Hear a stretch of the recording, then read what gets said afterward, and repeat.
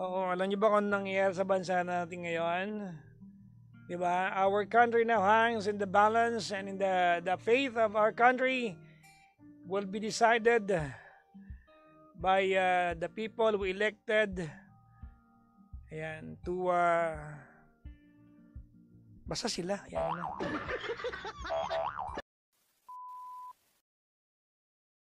Kumakain ng dinner. Ha?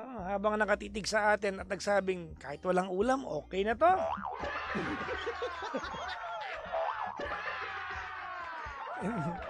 Baka sabihin nyo, feeling ko ang sarap-sarap ko. Hindi, kasi pan-diet ako, nakakawalang gana kasi ako.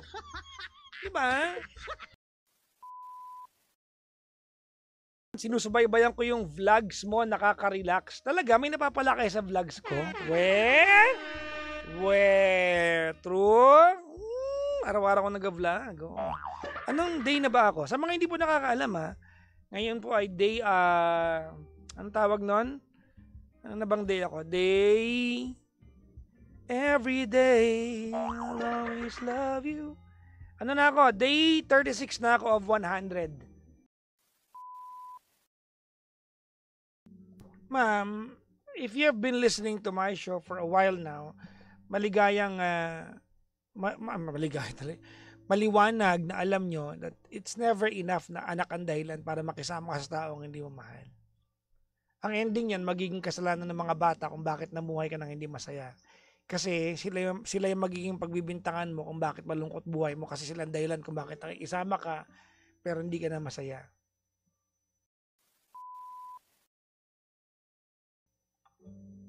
Ano yung nangyari sa aming dalawa? Sa edad po nila, I'm assuming na yung dalawang anak mo na iwan ay less than 10 years old yung dalawa na. Opo. Maybe, alam mo, when we are older and when we are younger, we tend to be idealistic. No? Because we don't really weigh in the consequences, no? And the factors of our decision. Gusto natin. Let's assume na for now, hindi nila ma-embrace ko yung dahilan ba't makikipaghiwalay ka. But one day soon, someday, they will earn your respect at saka yung tatay nila na naghiwalay na lang kayo nang hindi nag-aaway kaysa nagsama kayo na nagpapatayan naman kayong dalawa.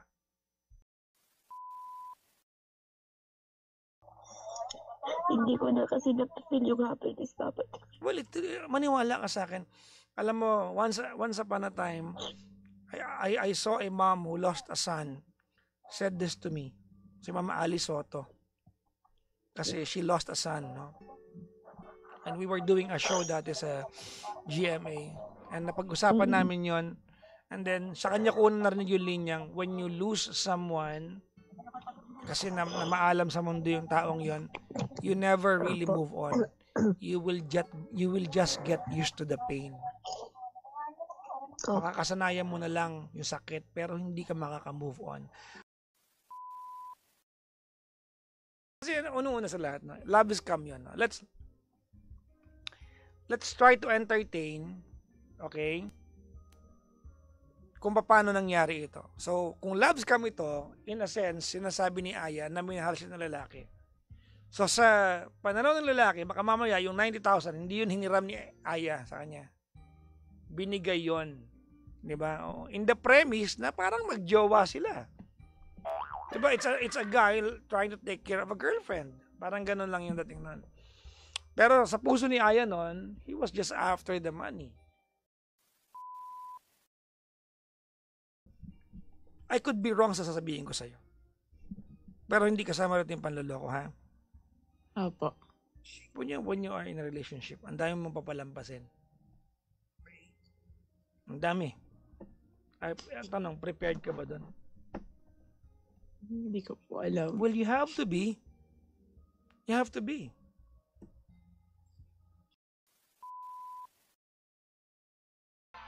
Yung mga nag-comment dito na unfair daw ako sa mga panggaganito, ano. A lot of times, when you call me, I'll be so unfair to you. Ha? Lagi yan. Bakit? Ikaw yung kausap ko, maraming bagay ang ikaw ang gagawa pag ako hininga mo ng payo kasi ikaw yung tumawag sa akin. I am always after the bottom line. If your bottom line is to walk away, doon ako papunta ng usapan. If your bottom line is to fix things, kung ang bottom line mo ay maayos ang isang relasyon, regardless of the pain that you're going through, marami kang mapalampasin na bagay. And later on, tsaka mo na lang pag-uusapan. Because your bottom line is maayos. Doon ka mag-uumpisa. Unfair po. Sana yung lalaki yung kausap ko.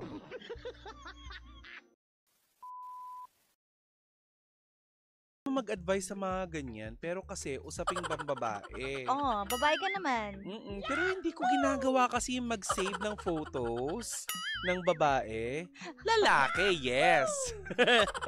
Pero hindi ko pinafantasize. Ito ang tanong, kasi ano ba diba, pinafantasize yun, te? kapag kabataan ka, 'di ba, usually sa mga kabataan nag-explore sila, yung about yourself, ganyan, na may tinatawag na pwede ba sabihin na masturbation daw.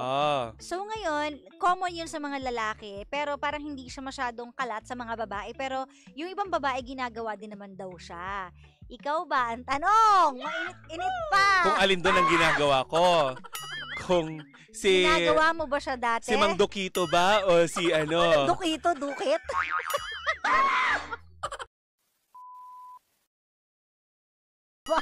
Hindi. Kasi 'di ba kapag kabataan tayo, minsan may nag-e-explore tayo sa mga ganyan, itatry ko yung ganun, magsasarili ako ganyan. So hindi talaga eh. You pleasure your hindi self. Naman sa pag-aano talagang hindi po eh. Hindi talaga, ko hindi hindi sumagi sa isip mo. Hindi sumagi sa isip Masyado ko. sigurong busy. Kasi di Ganun ba ba maaga yun? ka nag-work? Kasi kadalasan ng mga gumagawa nun yung walang magawa sa bahay. Hindi, siguro kasi yung mga nakapaligid din sa akin, hindi naman nila gawain din yung ganun. Kaya wala akong kasi di ko naririnig naman ma-imagine kung si Tita Kati nagdudukito, di ba? Hindi, kaya wala akong naririnig na normal to, ganyan-ganyan, wala. Siguro ganun din kasi yung mga kaklase ko, wala. So, hindi ko siya na-experience talaga. Saan ka ba nag-school? Sa St. Francis. Catholic school. Gusto kong regaluhan si Gandang Kara nung gumaganong. Walang yaka. Yung magic wand. Kasi wala siya jowa. Eh, di ba? Kaya nga. Walang chorba Marie si ate mo. So, chorba Marie. So, ayun na nga. So, gusto ko siyang regaluhan ng Wag na, hindi ka naman magagamit magic yan. Magic wand.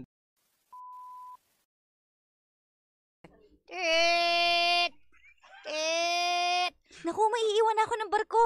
Kuya, sandali, sasabay ako.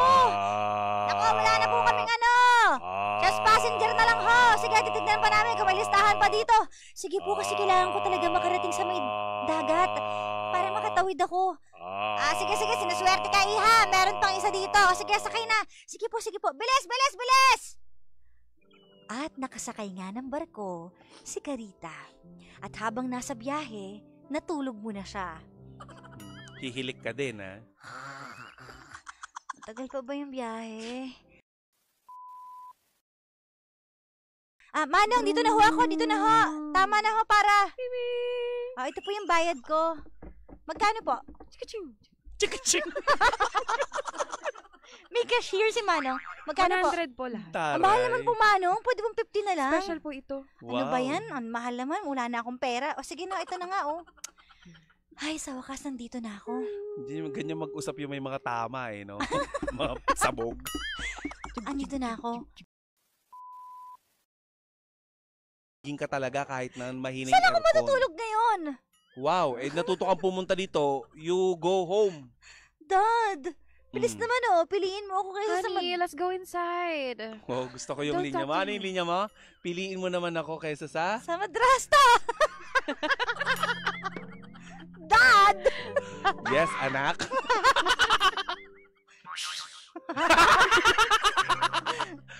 Pakalayas na nga dito.